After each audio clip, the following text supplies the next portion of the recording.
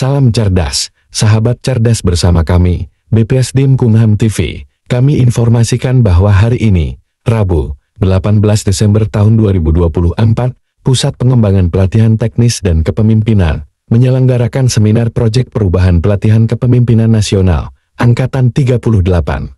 Sahabat cerdas, penguji pada kegiatan seminar, yaitu Bapak Razilu, Bapak G. Hembet Paramarta, Bapak Ibnu Huldud, Bapak Hantor Situmoran, Bapak Luki Agung Binarto, dan Ibu Eli Fatimah. Dalam kesempatan yang sama, BPSDIM Kumham TV menyempatkan diri untuk mewawancarai beberapa peserta seminar, menanyakan terkait dengan proyek perubahan yang dibuat, manfaat dari proyek yang dibuat, dan keberlanjutan dari proyek tersebut. Sahabat cerdas, berikut liputan selengkapnya. Selamat pagi, nama saya Ivo Hetino Kitanenggola. Saya adalah peserta dalam Diklat Kepemimpinan PKN tingkat 2 Angkatan 38 tahun 2024. Adapun judul proyek perubahan saya adalah Strategi Pembinaan Profesionalitas Penyuluh Hukum.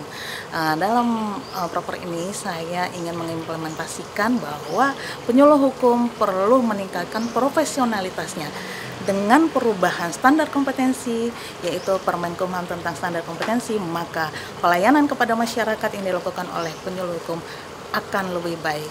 Semangat! Assalamualaikum warahmatullahi wabarakatuh. Selamat pagi, salam sejahtera untuk kita semua. Saya Saverius S.O. Gustaf Johannes, Kepala Lembaga Pemasyarakatan Kelas 1 Palembang. Saat ini saya sedang mengikuti PKN 2 Angkatan 38 di BPSDM Cinere, Jakarta. Saya mengambil judul tentang transformasi layanan kesehatan melalui Jaminan Kesehatan Nasional di Lembaga Pemasyarakatan Kelas 1 Palembang. Kenapa ini penting buat saya? Karena kami tahu saat ini banyak permasalahan-permasalahan terkait dengan kesehatan warga binaan.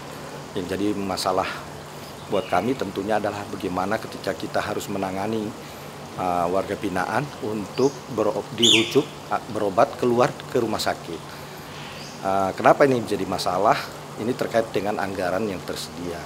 Sangat kecil sekali anggaran yang ada dan intensitas warga binaan yang perlu mendapatkan penanganan kesehatan di rumah sakit di luar lapas semakin hari semakin naik. Oleh karena itu tentunya anggaran yang tersedia tidak akan memungkinkan untuk bisa membackup keadaan ini. Oleh karena itu saya kemudian mengambil suatu inovasi, solusi dengan melakukan kerjasama. Dan pada akhirnya karena adanya koordinasi, kolaborasi, dan memungkinkan untuk kita lakukan, akhirnya proyek perubahan ini menjadi kenyataan. Demikian, sekian, terima kasih. Assalamualaikum warahmatullahi wabarakatuh. Assalamualaikum warahmatullahi wabarakatuh. Saya Nuruddin, jabatan Kepala Divisi Keimigrasian Kantor Wilayah Kementerian Hukum Sulawesi Barat, dengan judul proyek perubahan pemutahiran data kewarganegaraan dan anak berkewarganegaraan terbatas melalui perjanjian kerjasama antara Kepala Kantor Wilayah Kementerian Hukum dan Hak Asasi Manusia Sulawesi Barat dan Gubernur Provinsi Sulawesi Barat. Manfaat ini dapat bermanfaat untuk Direktorat Jenderal Imigrasi berkaitan dengan penambahan data kewarganegaraan. Kemudian untuk Kantor Wilayah Kementerian HAM berkaitan dengan upaya menanggulangi agar jangan sampai anak berkeluarganda atau orang yang sudah menjadi WNI tapi belum mengalami dokumen keimigrasian mendapatkan paspor RI. Kemudian untuk stakeholder dapat meminimalisir penggunaan KTP bagi orang yang sudah berstatus sebagai warga asing, dan juga untuk masyarakat dalamnya adalah perkawinan campuran bermanfaat untuk memberikan perlindungan hukum dan dua kepastian.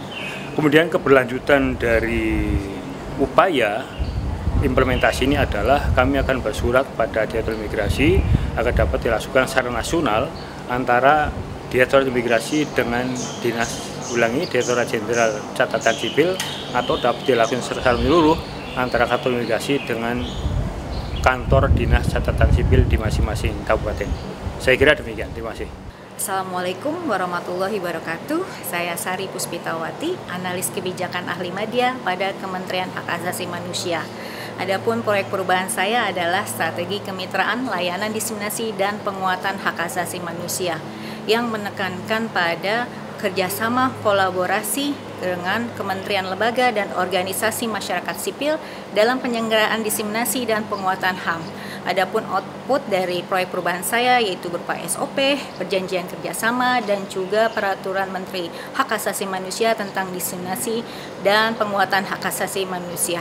Adapun tujuan dan sasaran ke depannya, semoga dengan output-output yang dihasilkan dan juga kebijakan melalui Permen HAM dapat diterapkan di pusat maupun di daerah oleh seluruh stakeholder dan bersama dengan Kementerian Hak Asasi Manusia mewujudkan P5 HAM, penghormatan, perlindungan, pemenuhan, penegakan, dan pemajuan hak asasi manusia. Terima kasih. Wassalamualaikum warahmatullahi wabarakatuh. Nama saya Mia Kusuma Fitriana, saya Kepala Bidang Hukum Merangkap Perancang Peraturan Perundang-undangan Ahli Madya dari Kanwil Kementerian Hukum Kalimantan Timur, peserta PKN 2 Angkatan 38. Pada PKN ini mengusung gagasan mengenai strategi percepatan penyelesaian pengharmonisasian di daerah, yang mana terkait dengan pengharmonisasian ini tidak hanya di Kanwil Kaltim tetapi juga beberapa permasalahan yang sama ataupun serupa terjadi juga di kanwil-kanwil se-Indonesia. Sehingga dengan adanya proyek perubahan ini yang telah berhasil dilakukan atau dilaksanakan di Kalimantan Timur, kami berharap skup atau lingkup pelaksanaannya bisa melingkupi secara nasional melalui proyek perubahan ini. Terima kasih. Assalamualaikum warahmatullahi wabarakatuh. Perkenalkan, nama saya Mahyudi, Kepala Divisi Administrasi Kanwil Bengkulu. Dalam hal proyek perubahan, saya mengambil gagasan strategi digitalisasi layanan terintegrasi satu Kanwil Kementerian Hukum dan HAM.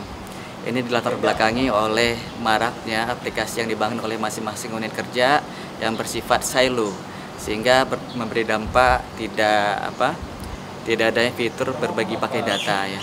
Dalam hal integrasi juga mengalami kendala untuk dibagi pakaikan ke unit-unit yang lain, terutama dari Kanwil dan unit pusat. Nah, dalam hal ini perlu dilakukan standarisasi layanan TI, terutama untuk mendukung pelayanan publik di kantor wilayah.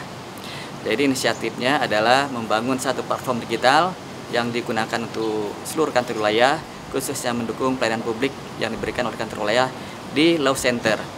Jadi sementara saat ini pengunjung langsung, dengan adanya platform digital ini pengunjung bisa melakukan permohonan layanan secara daring atau online. Demikian barangkali gagasan, semoga bermanfaat ke depannya. Assalamualaikum warahmatullahi wabarakatuh. Assalamualaikum warahmatullahi wabarakatuh. Shalom, salam sejahtera buat kita semua. Om Swastiastu, Namo Buddhaya, salam kebajikan. Saya Simon Saimima dari Kementerian Dalam Negeri. Hari ini kami melakukan terkait dengan pemaparan proyek perubahan dengan judul strategi peningkatan kualitas materi pimpinan melalui implementasi standar materi pimpinan atau stamina. Harapan kami bahwa melalui proyek perubahan ini akan meningkatkan kualitas penyiapan bahan materi buat pimpinan di lingkungan Kementerian Dalam Negeri, dan insya Allah kami akan replikasi ke seluruh pemerintahan daerah, provinsi, kabupaten, kota. Kami menyampaikan terima kasih buat Kementerian Hukum ya telah memfasilitasi Diklat PKN 2 Angkatan 38. Demikian, wabillahi taufiq wal hidayah. Wassalamualaikum warahmatullahi wabarakatuh. Halo, saya Yulia Wiranti, penyuluh hukum ahli madya dari Badan Pembinaan Hukum Nasional yang saat ini sedang mengikuti PKN tingkat 2 Angkatan 38 tahun 2024. Proyek perubahan saya berjudul Strategi Peningkatan Kualitas Kinerja Penyuluh Hukum melalui Pedoman Standar Kualitas Hasil Kerja. Diharapkan dengan adanya SKHK penyuluh hukum ini, maka penyuluh hukum akan memiliki tugas dan jabatan yang lebih jelas, serta bisa meningkatkan profesionalisme sebagai penyuluh hukum dalam melakukan kegiatannya penyuluhan hukum kepada masyarakat, sehingga diharapkan kualitas penyuluhan hukum juga bisa terjaga. Demikian, terima kasih. Oke, Assalamualaikum, selamat siang, salam sejahtera buat semuanya. Saya Tubagus Arifatur Rahman, Kepala Divisi Pelayanan Hukum Kantor Wilayah Kementerian Hukum di Sulawesi Tenggara. Saya punya proyek perubahan tentang optimalisasi branding indikasi geografis di Sulawesi Tenggara untuk peningkatan kesejahteraan masyarakat. Tujuan dari proyek perubahan saya adalah bagaimana supaya indikasi geografis itu pertama semakin banyak pendaftarnya, kemudian yang kedua setelah didaftarkan masyarakat bisa dibantu sosialisasi dan komersialisasinya, sehingga dengan adanya komersialisasi yang masif itu animo dan keinginan masyarakat untuk membeli produk-produk yang sudah di-IG-kan itu semakin meningkat, sehingga dengan demikian benefit ekonominya tinggi dan kesejahteraan masyarakatnya juga semakin meningkat. Keberlanjutan program ini kita alhamdulillah sudah ada semacam komitmen dengan stakeholder, khususnya dengan pemerintah provinsi, juga didukung oleh Universitas Halu Oleo dari dunia akademisi, kemudian dari praktisi juga sudah didukung oleh Kadin. Kita sudah membuat MOU dan sudah disiapkan konsep SK oleh pemerintah provinsi. Jadi akan keluar SK tim pembinaan dalam rangka indikasi geografis ini yang akan dikeluarkan segera oleh kantor wilayah yang melibatkan berbagai macam stakeholder, baik pemerintah, masyarakat maupun juga dunia akademisi. Demikian program proyek perubahan dari saya, semoga benar-benar bisa bermanfaat untuk masyarakat. Terima kasih. Assalamualaikum warahmatullahi wabarakatuh. Saya Fajar Sulaiman Taman.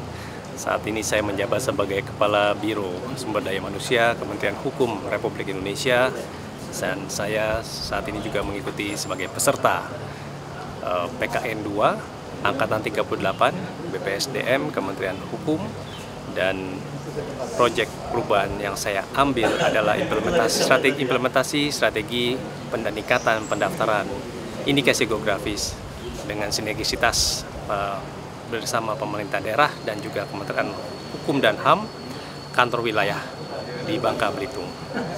Dan